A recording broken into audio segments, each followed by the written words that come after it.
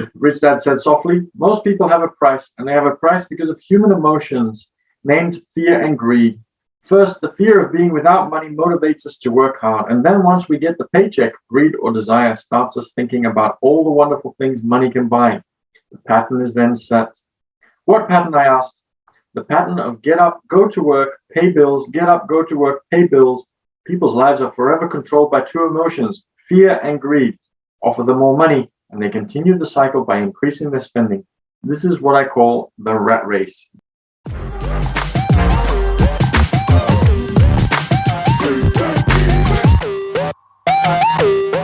Good morning. Hope everybody is having a great start to the day. It is a little bit dark and overcast, but I'm still excited because it's another day and we are getting closer to New Year when we can work on the resolutions and plan for a great new year. Hope you all have some really amazing goals for next year. I'm going to pin myself and then be reading some of Rich Dad Poor Dad, which I'm very excited about. We are at the stage where Robert Kiyosaki is talking to his rich dad after he's being paid 10 cents an hour after his first business failure, and he wants to start learning. And now he's just being told that he is not going to be paid anything anymore, and he's still going to work the same hours. He's a little bit more open to learning, which is really good. But obviously, yes, now he's going to be paid nothing. But we were having a talk about the fact that this is the perfect opportunity for him to start using his brain and figuring out what he can do on his own rather than relying on somebody else, which is really very, very important. And especially in times like this, where there are a lot of payouts happening, and it's time for everybody to start thinking about what we can do to do more on our own and figure things out for ourselves. Here we go. Let's have a look.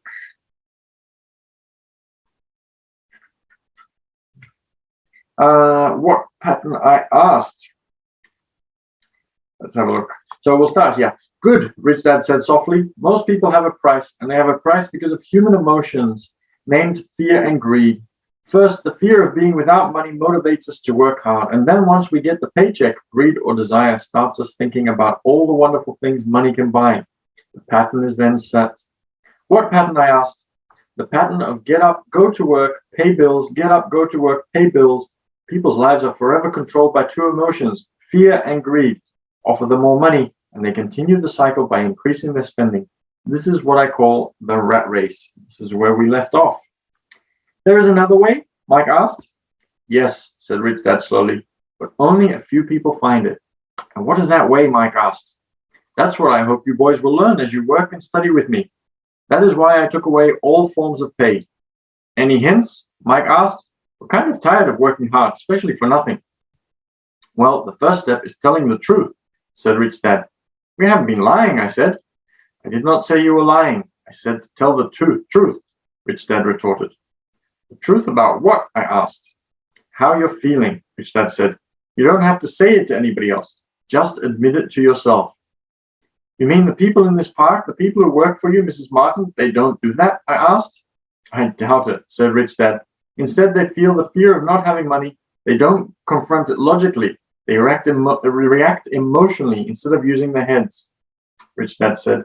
Then they get a few bucks in their hands, and again, the emotions of joy, desire, and greed take over, and again, they react instead of think. So, in essence, what these people are doing is they are worried about something, and rather than using that emotion to find a solution, they just wait for the next paycheck to come in, and then they feel happy again. And that joy takes away this idea that they can also find a different solution for themselves. And so they just continue the cycle. Worried, no money. The money's come in, everything's okay. I don't have to worry about that worry anymore until all of a sudden the worry comes again. Whereas if you take that worry and you think, even when the paychecks come in and even when you have money coming in, what can I do? How can I make some changes? How can I make sure that I don't have this worry again next time? By finding a different solution rather than just getting somebody to pay me all the time, getting them to pay me more, all of those different things. then you can start to exit the cycle. But instead, they just cycle between worry, feeling elated, worry, elation, worry, elation. So their emotions control their brain, Mike said. That's correct, said Rich Dad. Instead of admitting the truth about how they feel, they react to their feelings and fail to think. They feel the fear, so they go to work hoping that money will soothe the fear, but it doesn't. It continues to haunt them, and they return to work hoping again that money will calm their fears, and again it doesn't. Fear keeps them in this trap of working, earning money, hoping the fear will go away. But every day they get up, and that old fear wakes up with them. For millions of people, that old fear keeps them awake at night, causing a night of turmoil and worry. So they get up and go to work hoping that a paycheck will kill that fear, gnawing at their soul. Money is running their lives, and they refuse to tell the truth about that. Money is in control of their emotions and their souls. Rich Dad sat quietly, letting his words sink in. Mike and I heard what he said, but didn't fully understand what he was talking about. I just knew that I often wondered why grown-ups hurried off to work. It did not seem like much fun, and they never looked that happy, but something kept them going. Realizing we had absorbed as much as possible of what he was talking about, Rich Dad said, I want you boys to avoid that trap. That is really what I want to teach you. Not just to be rich. Being rich does not solve the problem. It doesn't? I asked, surprised. No, it doesn't. Let me explain the other emotion, desire. Some call it greed, but I prefer desire. It's perfectly normal to desire something better, prettier, more fun, or exciting. So people also work for money because of desire. They desire money for the joy they think it can buy. But the joy that money brings is often short-lived, and they soon need more money for more joy, more pleasure, more comfort, and more security. So they keep working, thinking money will soothe their souls that are troubled by fear and desire. But money can't do that.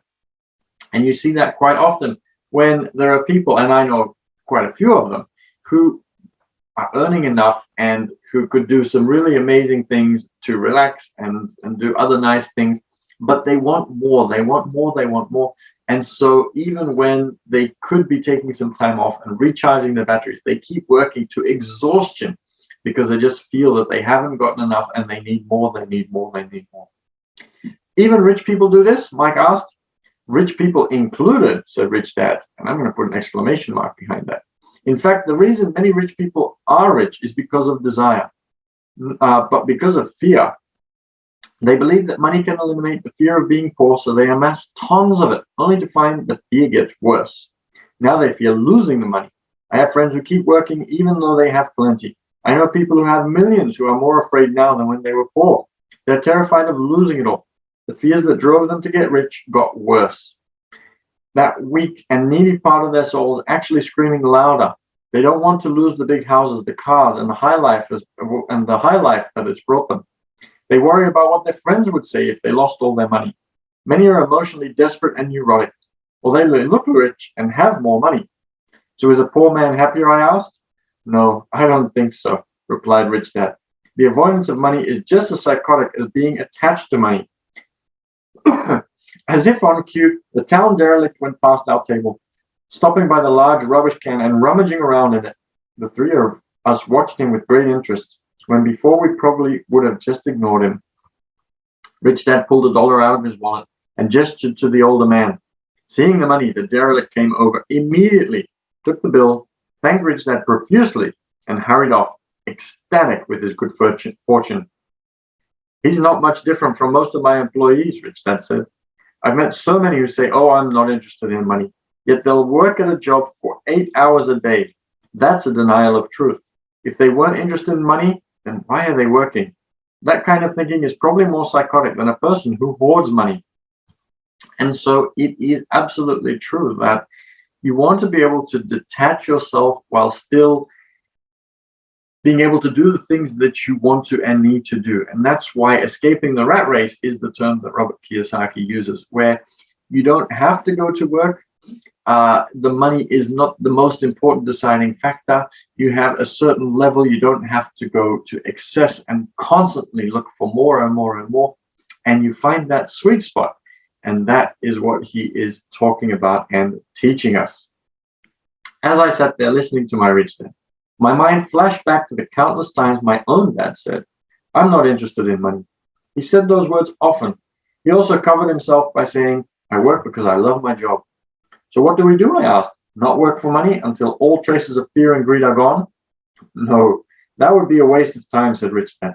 Emotions are what make us human. The word emotion stands for energy in motion. Be truthful about your emotions and use your mind and emotions in your favor, not against yourself. Whoa, said Mike. Don't worry about what I just said. It will make more sense in years to come. Just be an observer, not a reactor to your emotions. Most people do not know what it is, what their emotions are doing, that they're.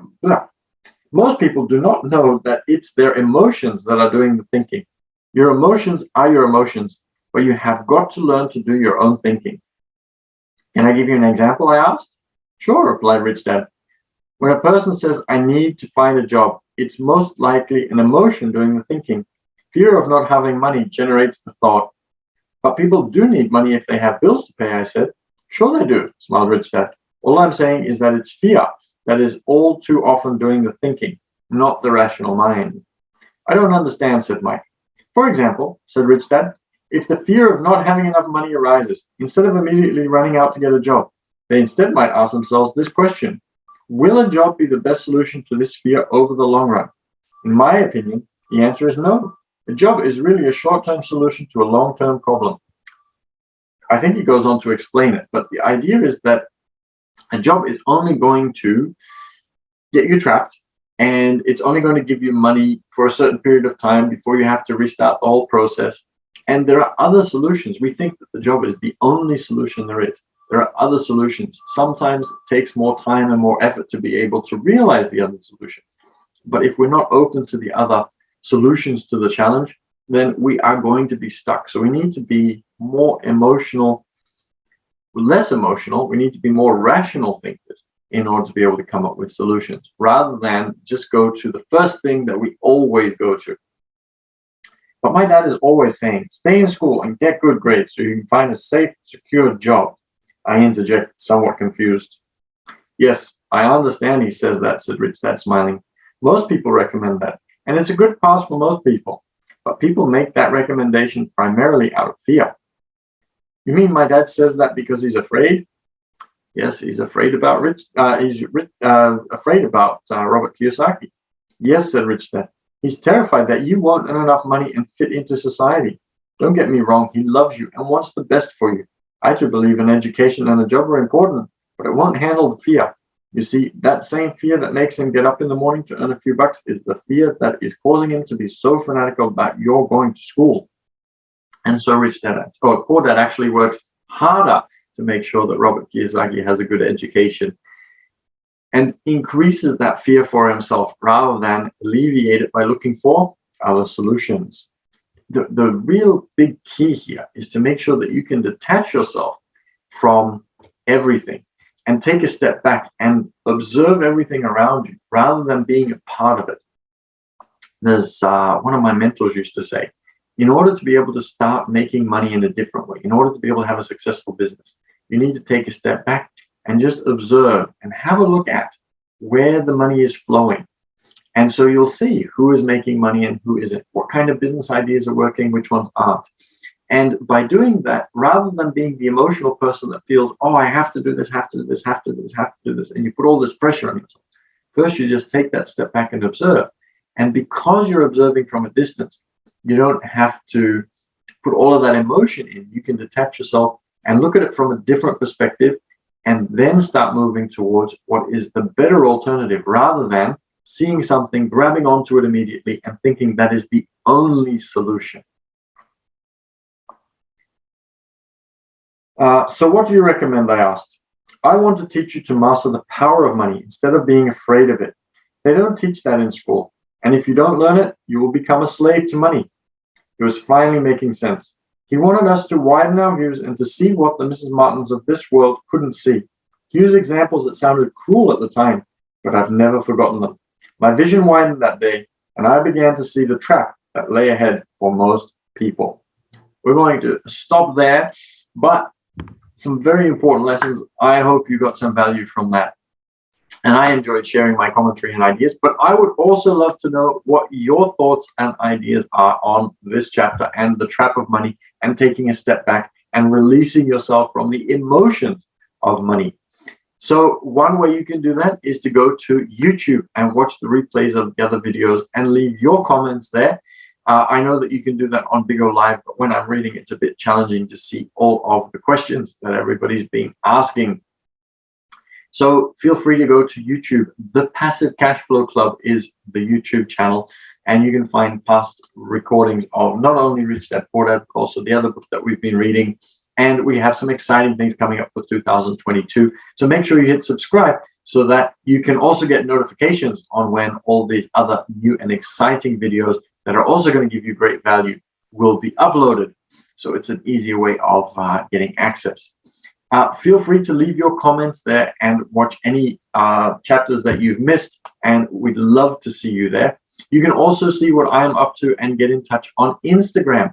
So you can see the photos, obviously, that I post, and some of the other value that I give through the posts that I write. But you can also message me directly, and you can find me at business_team_6_official. And I would love to hear your thoughts and commentary, and perhaps even discuss some finances or the fear of money with you online. So feel free to join me there as well. We also have the cash flow game. I run the Robert Kiyosaki Rich Dad Poor Dad cash flow game here in Sydney. I have the club, and you have the opportunity to actually put into practice some of these things that you learn from the book. And Mladen, who's watching live on Zoom as well, he and I also created an online version which takes it to a whole new level, so that there's even more learning and it's more realistic, and you can do even more with it. So not just learn the principles of the game, but to actually start taking them into real life. I mention it a lot, but I used to have a cafe, and we used to play cash flow at that cafe. And a lot of people would play and they would love the game. And then me, having bought the cafe and being very interested in investing and being an implementer in life, I would ask people, what have you done this week? What have you done to start implementing what you've learned? And I get very blank stares, and people would just look at me like I was completely crazy. So I want to help bridge that gap from being able to understand the principles of a book like Rich Dad Poor Dad and being able to implement it in real life, so that you can detach yourself from fear and the emotions and everything else that goes around money, in order to be able to create the life of your dreams, the one that you deserve, so that you can create a better life for your family, so that everything fits within how it's meant to be, as opposed to what society dictates and forces on you. And I saw a couple of things floating up on BIGO Live when I mentioned those things. So I think that resonated with a few people. So reach out on Instagram if you want to know more, and I can get my VA, my virtual assistant, to send you more details about all of those different kinds of things. I'm really keen to hear your thoughts and your comments on the chapters that we've been reading as well. So feel free to reach out. And of course, on YouTube, the Passive Cash Flow Club, feel free to watch anything that you've missed. And feel free to leave your comments there as well, or at business_team_6_official.